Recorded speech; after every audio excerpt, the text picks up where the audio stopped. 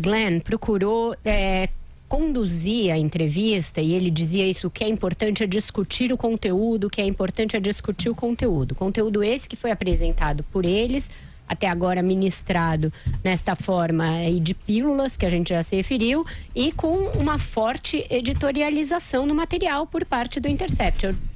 Eu faria aí uma ressalva ao que o Alexandre disse. Não acho que seja um site de extrema esquerda. Eu acho que ele tem uma agenda de esquerda, assim como outros veículos têm agenda de direita. Hoje em dia isso é mais normal no espectro aí de imprensa, principalmente se a gente considerar os meios digitais. Hoje existe aí uma miríade de veículos mais editorializados, e eu não acho que necessariamente eles deixem de fazer jornalismo por isso. Mas há que se dizer que, em virtude disso, o que eles apresentam vem carregado de conteúdo editorializado e ideologizado. Tem esse forte viés. E isso foi questionado a ele. Não é algo que eu esteja falando aqui agora, depois que a entrevista já passou. Isso foi alvo de um debate entre mim e ele. Então, ele defende a publicação, mesmo que a obtenção seja por meios ilegais. Diz que não cabe ao jornalista fazer esse escrutínio. Eu questionei sobre o fato de, primeiro, eles dizerem que receberam o conteúdo de uma fonte anônima e, posteriormente, dizerem que fazem essa publicação em etapas para preservar a segurança dessa fonte, o que seria uma aparente contradição. E ele acabou por dizer que anônima, no sentido de que eles manterão anônima para o público, mas que eles sabem quem é a fonte. Evitou comentar se é um hacker, mas também deu a entender que não se furtaria em publicar se for obtido fruto de hackeamento. E aí teve uma longa discussão sobre forma, sobre conteúdo e sobre se isso serviria para anular atos ou sentenças ou fases da Lava Jato. Ele quer crer que sim, que é muito grave, que ele acha que que é inadmissível o comportamento do juiz, que isso macula todos os processos. A gente até discutiu se isso vale apenas pro Lula ou pro PT, ou se ele acha que também tem que soltar o Eduardo Cunha. Foi uma entrevista bastante rica do ponto de vista da controvérsia, de estocadas de cá, de lá. Ele também não se furtou a responder nada, não se furtou inclusive a estar no Pânico, que é um programa sempre com muito pulso, uma vibração muito forte. Então eu recomendo a todos que assistam, porque é importante. Não dá para circunscrever esse caso a torcidas, como tem sido feito. De um lado, aqueles que acham que ao Moro e ao Dallagnol é permitido tudo, até cruzar linhas e limites em nome do combate à corrupção, e aqueles que acham que, como houve aí esta ou aquela eventual transgressão, porque a gente não tem acesso às íntegras, a gente não sabe o que foi retirado ou o que não foi, o que foi tirado de contexto, o que não foi, etc. E isso deve anular toda a Lava Jato, que é uma sandice completa.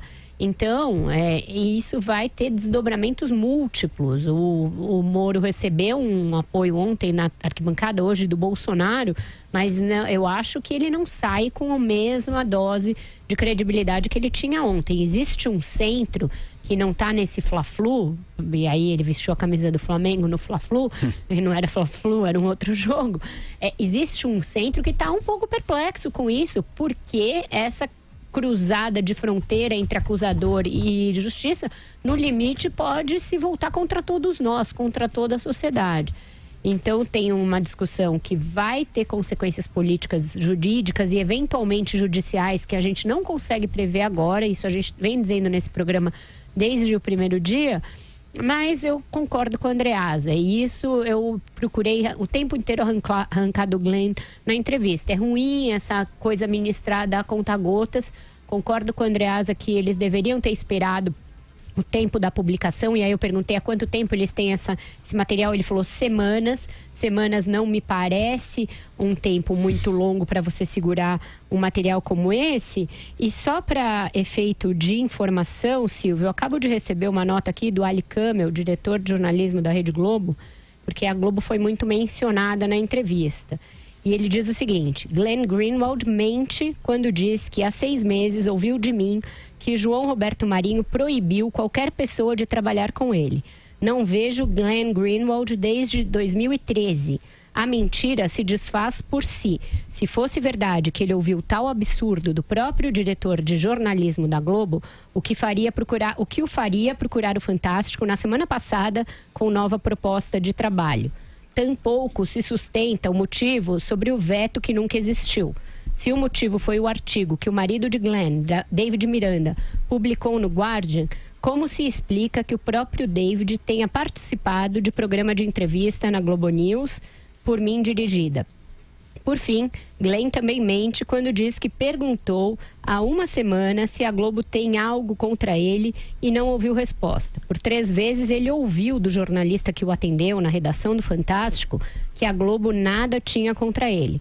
E justificou, se tivesse problema, eu o receberia em plena redação. Repito, Glenn exigiu que a Globo se comprometesse de maneira irrevogável a publicar a tal bomba sem que o assunto fosse revelado a ela antes.